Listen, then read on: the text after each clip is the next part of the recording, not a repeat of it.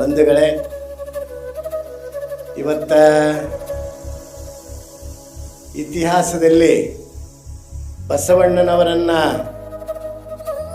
ಈ ಸಾಂಸ್ಕೃತಿಕ ಅಭಿಯಾನ ಕರ್ನಾಟಕದ ರಾಜ್ಯಾದ್ಯಂತ ಆಗ್ತಾ ಇರೋದು ಇದೊಂದು ಐತಿಹಾಸಿಕ ಕಾರ್ಯಕ್ರಮ ಅಂತ ನಾನು ಭಾವಿಸಿದ್ದೀನಿ.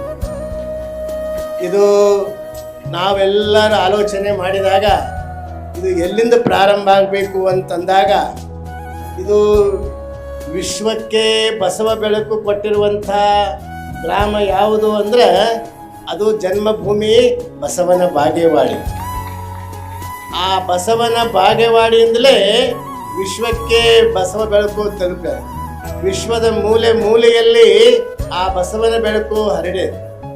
ಆ ದೃಷ್ಟಿಯಿಂದ ಈ ಬಸವ ಸಾಂಸ್ಕೃತಿಕ ಅಭಿಯಾನ ಅದು ಬಸವಣ್ಣನವರ ಜನ್ಮಭೂಮಿ ಬಸವನ ಬಾಗೇವಾಡಿಯಿಂದಲೇ ಪ್ರಾರಂಭಿಸಬೇಕು ಅಂತ ನಾವೆಲ್ಲರೂ ಒಮ್ಮತದಿಂದ ನಿರ್ಣಯಿಸಿದ್ವಿ.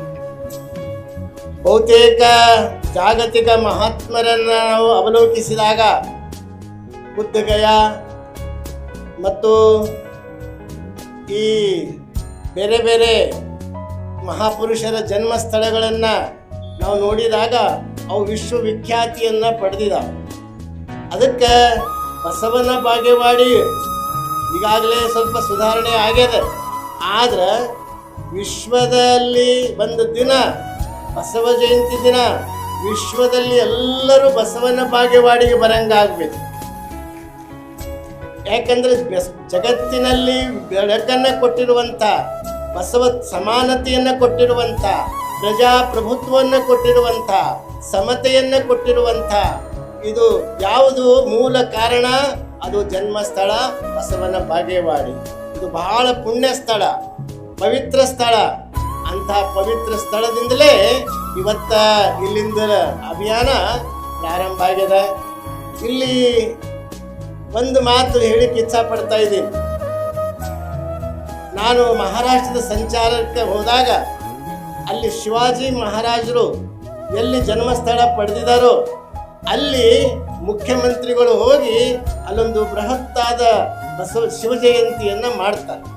ಅದೇ ರೀತಿಯಾಗಿ ಈಗ ನಮ್ಮ ಕರ್ನಾಟಕ ಸರ್ಕಾರ ಬಸವಣ್ಣನವರು ಸಾಂಸ್ಕೃತಿಕ ನಾಯಕ ಅಂತ ಘೋಷಣೆ ಮಾಡಿದೆ. ಬಹುತೇಕ ಪ್ರತಿ ವರ್ಷ ಬೃಹತ್ತಾದಂಥ ಸರ್ಕಾರದ ಕಡೆಯಿಂದ ಈ ಬಸವನ ಬಾಗೇವಾಡಿಯಲ್ಲಿ ಬಸವ ಜಯಂತಿ ಮಾಡಿದರೆ ಅದು ಒಂದು ಮಹತ್ವದ ಒಂದು ಇತಿಹಾಸ ಬರೆದಂಗೆ ಆಗ್ತದೆ. ಅದಕ್ಕೆ ಸರ್ಕಾರಕ್ಕೆ ನಾನು ವಿನಂತಿ ಮಾಡ್ಕೊಳ್ತಾ ಇದ್ದೀನಿ. ಇಡೀ ನಮ್ಮ ಪ್ರಜಾಪ್ರಭುತ್ವಕ್ಕೆ ಬುನಾದಿಯಾಗಿರುವಂಥ, ಪ್ರಜಾಪ್ರಭುತ್ವಕ್ಕೆ ಮೊಟ್ಟ ಮೊದಲು ನೀಡಿರುವಂಥ, ಜಗತ್ತಿನ ಅಸ್ಪೃಶ್ಯರನ್ನು ಹಿಂಬಿಟ್ಟುಕೊಂಡಿರುವಂಥ ಎಲ್ಲ ರಂಗದಲ್ಲಿ ಸಾಮಾಜಿಕ, ಧಾರ್ಮಿಕ, ಸಾಂಸ್ಕೃತಿಕ, ನೈತಿಕ, ಶೈಕ್ಷಣಿಕ ಎಲ್ಲ ರಂಗದಲ್ಲಿ ಬಸವಣ್ಣನವರು ಅಭಿವೃದ್ಧಿ ಮಾಡಿದ್ರು. ಅದಕ್ಕೆ ಕಾರಣ ಯಾವುದು? ಬಸವನ ಬಾಗೇವಾಡಿ.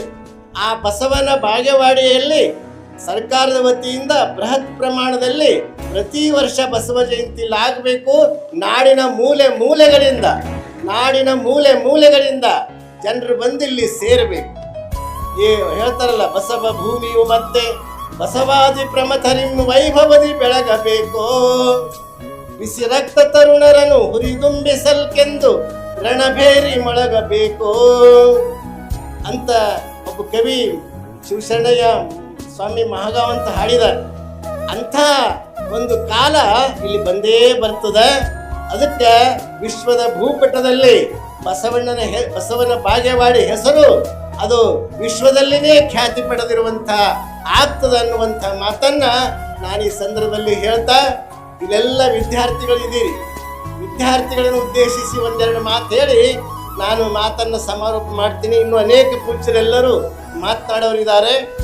ಆ ಬಸವಣ್ಣನವರು ವಿದ್ಯಾರ್ಥಿಗಳಿಗೆ, ಯುವಕರಿಗೆ ಬಹಳ ಒಂದು ಪ್ರೋತ್ಸಾಹದಾಯಕಗಳನ್ನು ಮಾತನಾಡಿದ್ದಾರೆ. ಬಸವಣ್ಣನವರು ನನ್ನ ಹಣೆಬಾರ, ನನ್ನ ದೈವ, ನನ್ನ ಕರ್ಮ ಎಲ್ಲಿ ಹೇಳಿಲ್ಲ. ವಿದ್ಯಾರ್ಥಿಗಳು ನೆನ್ಪಿಟ್ಕೋಬೇಕು. ವಿದ್ಯಾರ್ಥಿಗಳು ಭವಿಷ್ಯ ಅಂಗೈಯಲ್ಲಿಲ್ಲ, ಭವಿಷ್ಯ ನಮ್ಮ ಹಣೆಯಲ್ಲಿಲ್ಲ, ಭವಿಷ್ಯ ಎಲ್ಲದ? ನಮ್ಮ ಪ್ರಯತ್ನದಲ್ಲದ, ನಮ್ಮ ಪರಿಶ್ರಮದಲ್ಲದ. ನೀವೆಲ್ಲರೂ ವಿದ್ಯಾರ್ಥಿಗಳು ನೆನ್ಪಿಟ್ಕೋಬೇಕು. ಯಾರು ಪರಿಶ್ರಮ ಮಾಡ್ತಾರೋ, ಯಾರು ಪ್ರಯತ್ನ ಮಾಡ್ತಾರೋ ಅವ್ರು ಯಶಸ್ವಿ ಆಗ್ತಾರೆ. ಅದಕ್ಕೆ ಬಸವಣ್ಣನವರು ಅದನ್ನೇ ಹೇಳ್ತಾರ. ಏನಂತ ಹೇಳ್ತಾರ? ಜಂಬೂ ದ್ವೀಪ ಪೃಥ್ವಿಯೊಳಗೆ ಕೇಳಿರಯ್ಯ ಎರಡಾಡಿನ ಭಾಷೆ, ಕೊಲುವೆನೆಂಬ ಭಾಷೆ ದೇವನದು, ಗೆಲುವೆನೆಂಬ ಭಾಷೆ ಭಕ್ತನದು, ಸತ್ಯದ ಕೂಡಲಗನೆ ಹಿಡಿದುಕೊಂಡು ಸದ್ಭಕ್ತರು ಗೆದ್ದರು ಕಾಣ ಕೂಡಲ ಸಂಗಮ ದೇವ. ಯಾಕಂದ್ರೆ ನಮ್ದು ಇದು ಇಲ್ಲ, ನನ್ನ ಹಣೆ ಬರ ಹಿಂಗೆ ಅದ, ನನ್ನ ಹಣೆ ಬರಿಗೆ ಏನಿಲ್ಲ, ನನ್ನ ದೈವದಾಗಿಲ್ಲ ಎಂದೂ ಅನ್ನಬಾರ್ದು. ವಿದ್ಯಾರ್ಥಿಗಳು ಬಹಳ ಉತ್ಸಾಹದಿಂದಿರ್ಬೇಕು ನೀವು. ಉತ್ಸಾಹ ಮನುಷ್ಯನನ್ನ, ಬಸವಣ್ಣನವರು ಮನೆಗೆ ಕಳ್ಳರು ಬಂದರು. ಕಳ್ಳ ಅಂತ ಅನ್ಲಿಲ್ಲ ಬಸವಣ್ಣವರು. ಕಳ್ಳ ಬಂದ್ರು ಏನಂದ್ರು? ನೀ ಕಳ್ಳಲ್ಲಪ್ಪ, ನೀನು ಸಾಕ್ಷಾತ್ ಕೂಡಲ ಸಂಗಮನಾಥನಿದ್ದಿ ಅಂತ ಹೇಳಿದ್ರು. ಅಷ್ಟೇ ಅಲ್ಲ, ಬಸವಣ್ಣನವ್ರ ಮನೆಗೆ ಆಕಳುಗಳೆಲ್ಲ ಕಳ್ಳರು ತಗೊಂಡು ಹೋದ್ರು.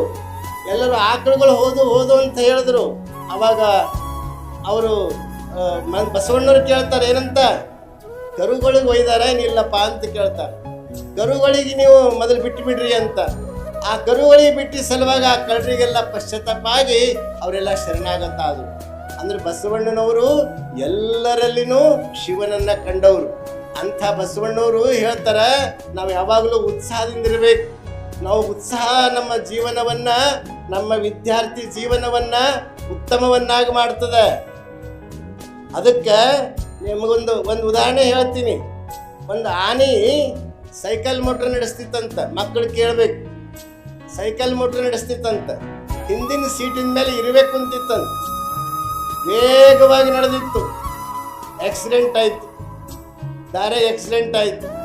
ಆಕ್ಸಿಡೆಂಟ್ ಆದ ತಕ್ಷಣ ಅಲ್ಲಿ ಹಾಸ್ಪಿಟಲ್ಗೆ ಪೆಟ್ಟು ಯಾರಿಗಾಯ್ತು? ಇರುವೆಗೇನಾಗಿಲ್ಲ, ಆನೆಗಾಯ್ತು. ಆನೆಗೆ ಹಾಸ್ಪಿಟಲ್ಗೆ ಅಡ್ಮಿಟ್ ಮಾಡಿದ್ರು. ಅಡ್ಮಿಟ್ ಮಾಡಿದ ತಕ್ಷಣ ಆಗ ಇರುವೆ ಓಡ್ತಾ ನಡೆದಿತ್ತು. ಗುರುಗಳಲ್ಲೇ ಕುಂತಿದ್ರು. ಯಾಕಪ್ಪ ಇರುವೆ ಬಹಳ ಸ್ಪೀಡಾಗಿ ನಡೆದಿದ್ದಿಲ್ಲ ಅಂತ ಕೇಳಿದ್ರು. ಹೌದ್ರಿ ಗುರುಗಳೇ, ನನ್ನ ದೋಸ್ತ ಆನೆಗೆ ಪೆಟ್ಟಾಗ್ಯದ, ಹಾಸ್ಪಿಟಲ್ದಾಗ ಅಡ್ಮಿಟ್ ಆಗ್ಯದ, ಅದಕ್ಕೆ ರಕ್ತ ಕೊಡ್ಲಕ್ಕೆ ನಡೆದೀನಿ, ಬ್ಲಡ್ ಕೊಡ್ಲಕ್ಕೆ ನಡೆದೀನಿ ಅಂತ ಹೇಳ್ತಾನೆ. ಆನೆ ಅಂತ ಪ್ರಾಣಿಗೆ ಅದು ಇರುವೆ ಮೈದ ರಕ್ತ ಇರ್ತದೆಷ್ಟು, ಆನೆ ಅಂತ ಪ್ರಾಣಿಗೆ ಅದು ಕೊಡ್ತದೆಷ್ಟು, ಅದು ಮಹತ್ವದ್ದಲ್ಲ. ಇರುವೆ ಹತ್ತಿರ ಇರುವಂತ ಉತ್ಸಾಹ ಬಹಳ ಮಹತ್ವದ್ದು. ಹಂಗ ನೀವೆಲ್ಲ ವಿದ್ಯಾರ್ಥಿಗಳು ಸದಾಕಾಲ ಉತ್ಸಾಹ ಇರಬೇಕು. ಬಸವಣ್ಣನವರು ಎಂದೂ ನಿರಾಶೆ ತತ್ವ ಬಸವಣ್ಣವ್ರದಲ್ಲ, ನೆನ್ಪಿಟ್ಕೋಬೇಕು. ಬಸವಣ್ಣನ ತತ್ವ ನಿರಾಶೆ ಅಲ್ಲ, ಆಶಾವಾದಿ ತತ್ವದ. ನಿರಾಶೆ ಆಗ್ಬಾರ್ದು. ಜೀವನದಲ್ಲಿ ಸದಾ ಉತ್ಸಾಹ ಇರಬೇಕು. ಯಾವಾಗಲೂ ನಮ್ಮಲ್ಲಿ ಅದ್ಭುತ ಶಕ್ತಿ ಅದ. ಮಕ್ಕಳು ತಿಳ್ಕೋಬೇಕು, ನಮ್ಮ ಅಂತರಂಗದಲ್ಲಿ ಅದ್ಭುತ ಶಕ್ತಿ ಅದ. ಏನ್ ಬೇಕಾದ ಸಾಧನೆ ನಾವು ಮಾಡಬಹುದು, ಏನ್ ಬೇಕಾದ ನಾವು ಸಾಧಿಸಬಹುದು. ಅದನ್ನು ನಮ್ಮ ಒಳಗೆ ಶಕ್ತಿ ಅದ.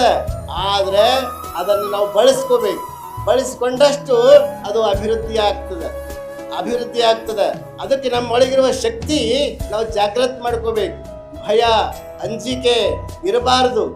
ನಿಮ್ಗೊಂದು ಸಣ್ಣ ಉದಾಹರಣೆ ಹೇಳಿ ನನ್ನ ಮಾತು ಮುಗಿಸ್ತೀನಿ. ಈ ಒಬ್ಬ ರಾಜ, ಒಂದು 500 ಜನ ಸೈನಿಕರಿದ್ರು ಒಬ್ಬ ರಾಜನ ಹತ್ತಿರ. ಇನ್ನೊಬ್ಬ ರಾಜನ ಹತ್ತಿರ 5,000 ಇದ್ರು. 5,000 ಜನ ಸೈನಿಕರು ಇದ್ದಂಥ ರಾಜ ಈ 1,000 ಸೈನಿಕರ ಮೇಲೆ ಆಕ್ರಮಣ ಮಾಡಕ್ಕೆ ಬಂದ. ಅವರಲ್ಲಿ 5,000 ಇದ್ರು, ಇವನಲ್ಲಿ 1,000 ಇದ್ರು. ಅವಾಗ ಇವ್ರು 1,000 ಜನ ಗಾಬರಿ ಆದರು. 5,000 ನಾವೆಲ್ಲ ಸೋಲ್ತೀವಿ ಅಂತ, ನಮ್ಮಿಂದ ಯುದ್ಧ ಆಗಂಗಿಲ್ಲ, ನಾವು ಶರಣಾಗತ ಆಗ್ತೀವಿ ಅಂತ ಮಂತ್ರಿ ಹತ್ತಿರ ಹೇಳಿದ್ರು. ಅವಾಗ ಮಂತ್ರಿ ಬಹಳ ಚಾಣಾಕ್ಷಿದ್ದ. ರಾಜನ ಹತ್ತಿರ ಹೋದ್ರು, ಮಂತ್ರಿ ಹತ್ತಿರ ಕಳಿಸಿದ್ರು. ಮಂತ್ರಿ ಬಹಳ ಚಾಣಾಕ್ಷಿದ್ದ. ಅವ ಹಿಂಗೆ ದೊಡ್ಡ ಹಾಲ್ದಾಗ ಕರ್ಕೊಂಡು ಹೋದ. ನೋಡ್ರಪ್ಪ, ನಮ್ಮ ಬಸವ ಗುರು, ನಮ್ಮ ಗುರುವಿನ ಫೋಟೋ ಅದ, ನಿಮ್ಗೆ ನಂಬಿಕೆ ಅದ ಇಲ್ಲ ಗುರುವಿನ ಮೇಲೆ ಕೇಳ್ದ. ಹೌದು ಅದ. ಇಲ್ಲಿ ನಾಣ್ಯ ಹಾರಿಸ್ತೀನಿ, ಪಟ್ಟು ಬಿತ್ತು ನಾವು ಯುದ್ಧ ಆಡರಿ, ಚಿತ್ತು ಬಿತ್ತು ನಾವು ಶರಣಾಗತ ಆಗರಿ ಅಂದ. ಎಲ್ಲರಿಗೂ ಒಪ್ಪಿಗೆ ಅದ ಇಲ್ಲ ಅಂತ ಕೇಳಿದ್ರು ಸೈನಿಕರಿಗೆ. ಒಪ್ಪಿಗೆ ಅದ. ಹಿಂಗೆ ತಿರುಗಿಸಿ ಹಾರಿಸ್ದ. ಅದು ಪಟ್ಟು ಬಿತ್ತು. ಅವ್ರಿಗೆ ಉತ್ಸಾಹ ಬಂತು, ಯುದ್ಧ ಆಡ್ತೀವಿ ಅಂತ ಜಯಘೋಷ ಮಾಡ್ಲತ್ತರು. ಇನ್ನೊಮ್ಮೆ ನೋಡ್ರಿ, ಇನ್ನೊಂದ್ಸಲ ಹಿಂಗೆ ತಿರುಗಿ ಮತ್ತೆ ಹಾರಿಸ್ದ. ನೋಡ್ತಾನ ಮತ್ತೂ ಪಟ್ಟೆ ಬಿತ್ತು. ಸೈನಿಕರು ಕುಣ್ಯಾಕ್ ಹತ್ತಿದ್ರು. ಕೊನೆಯದೊಂದ್ಸಲ ನೋಡ್ಯಾರಂತ, ಮೂರನೇ ಸಲ ಹಿಂಗೆ ತಿರುಗಿ ಮತ್ತೆ ಹಾರಿಸ್ದ. ಮತ್ತೆ ನೋಡ್ತಾನ ಬಟ್ಟೆ ಬಿತ್ತು. ಎಲ್ಲರೂ ವೀರಾವೇಶದಿಂದ ಹೋದ್ರು. 5,000 ಸೈನಿಕರಿಗೆ ಈ 1,000 ಸೈನಿಕರು ಓಡಿಸ್ಬಿಟ್ರು. ವಿಜಯ ಆಯ್ತು, ಇವ್ರದ್ದು ವಿಜಯ ಆಯ್ತು. ರಾಜ ಮಂತ್ರಿ ಆಪ್ತಾಲೋಚನೆ ಮಾಡಿದ್ರು, ಏನು ಸೈನಿಕ ತಮ್ಮ ಸಾಧನೆ ಅಂತ. ಅವ ಮಂತ್ರಿ ಏನು ಮಾಡಿದ, ನಾಣ್ಯಕ್ಕೆ 2 ಕಡೆ ಪಟ್ಟೆ ಮಾಡಿದ್ದ. ಅದು ಚಿತ್ತಿದ್ದಿಲ್ಲ. ನಿಮ್ಗೆ ತಿಳಿತೋ ಇಲ್ಲೋ? 2 ಕಡೆ ಪಟ್ಟೆ ಇತ್ತದು, ಚಿತ್ತನ್ನದೇ ಇದ್ದಿಲ್ಲ. ಅದೇ ರೀತಿ ನಮ್ಮೊಳಗ ದುಗುಡ ಶಕ್ತಿ ಅದ. ನಾವು ಆ ಶಕ್ತಿಯನ್ನ ಬಳಸ್ಕೊಂಡು ನಾವು ಉತ್ಸಾಹದಿಂದ ಅಧ್ಯಯನ ಮಾಡಬೇಕು. ನಾವು ಬಸವ ತತ್ವದಲ್ಲಿ ಪ್ರತಿಯೊಂದು ವಾಕ್ಯದಲ್ಲಿ ಶೈಕ್ಷಣಿಕವಾಗಿ ಜೀವನ ಉತ್ಸಾಹದಿಂದ ಬಸವಣ್ಣನವರ ತತ್ವವನ್ನ ಪಠ್ಯಕ್ರಮದಲ್ಲಿ ನಾವು ಅಳವಡಿಸಬೇಕು. ಇದೆ, ನೀವು ವಚನಗಳನ್ನ ಓದಬೇಕು. ವಚನಗಳನ್ನ ನಮ್ಮ ಜೀವನಕ್ಕ ಪ್ರೋತ್ಸಾಹ ಕೊಡ್ತಾವ. ವಚನಗಳು ನಮ್ಮ ನಿರಾಶೆಯನ್ನ ಕಳೀತವ. ವಚನಗಳು ನಮ್ಮ ಬದುಕನ್ನ ಹಸನುಗೊಳಿಸ್ತವ. ಒಂದು ಪೋಲಿಯೋ ಡ್ರಾಪ್ಸ್ ಹೆಂಗ್ ಒಂದು ಹಾಕೊಂಡ್ರೆ ನಮ್ಗೆ ಅಂಗವಿಕಲತೆ ಎಲ್ಲ ಹೋಗ್ಬಿಡ್ತದ. ಜೀವನ ಪರ್ಯಂತ ಅಂಗವಿಕಲತೆ ಬರಂಗಿಲ್ಲ. ಅದೇ ರೀತಿ ವಚನಗಳನ್ನ 1-2-4 ವಚನಗಳನ್ನ ನಮ್ಮ ಬದುಕಿನಲ್ಲಿ ಅಳವಡಿಸಿಕೊಂಡ್ರೆ ನಮಗೂ ಮಾನಸಿಕವಾದಂಥ ಒಂದು ಮನೋಬಲ ಬರ್ತದ ಅನ್ನೋದು ನೀವೆಲ್ಲರೂ ಅರ್ಥ ಮಾಡ್ಕೋಬೇಕು. ಅದಕ್ಕೆ ಮಕ್ಕಳೇ, ನೀವೆಲ್ಲ ಪ್ರತಿನಿತ್ಯ ವಚನ ಓದ್ರಿ,